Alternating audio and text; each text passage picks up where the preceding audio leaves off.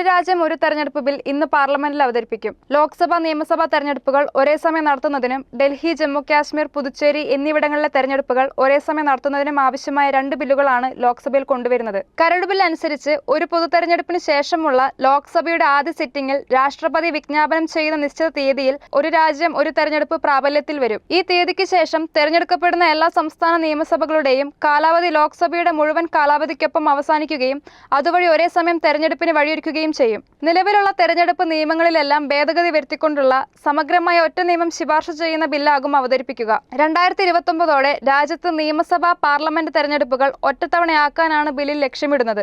ഒരു രാജ്യം ഒരു തെരഞ്ഞെടുപ്പ് സംവിധാനത്തെക്കുറിച്ച് പഠിക്കാൻ മുൻ രാഷ്ട്രപതി രാംനാഥ് കോവിന്ദിന്റെ നേതൃത്വത്തിലുള്ള സമിതിയെ 2ാം മോദി സർക്കാരിന്റെ കാലത്ത് ചുമതലപ്പെടുത്തിയിരുന്നു. അടിക്കടി തെരഞ്ഞെടുപ്പ് വരുന്നത് രാജ്യപുരോഗതിക്ക് വിഘാതമാകുന്നുവെന്ന് കഴിഞ്ഞ സ്വാതന്ത്ര്യദിനത്തിൽ ചെങ്കോട്ടയിൽ നടത്തിയ പ്രസംഗത്തിലും പ്രധാനമന്ത്രി വ്യക്തമാക്കിയിരുന്നു.